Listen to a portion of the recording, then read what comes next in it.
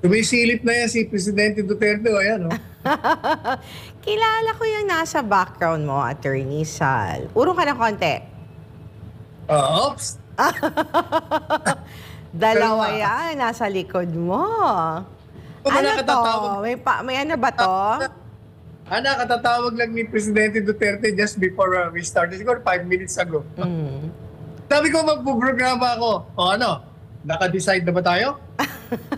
Kaya, pinag-iisipan ko pa kung tatakbo ba ako o hindi. Alam mo, eto nakikinig ang ating taong bayan. Sabi ko po sa kanya, tumakbo kang senador, Ginoong Pangulo, sapagkat hindi matitigil yan hanggat wala kang posisyon. Kailangan senador talaga, national position.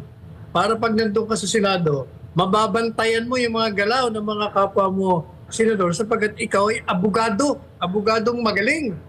Matuturuan mo sila. Pangalawa, yun ay barometro kung tinatanggap ka pa ng taong bayan. Sa tingin ko naman magna-number 1 ka.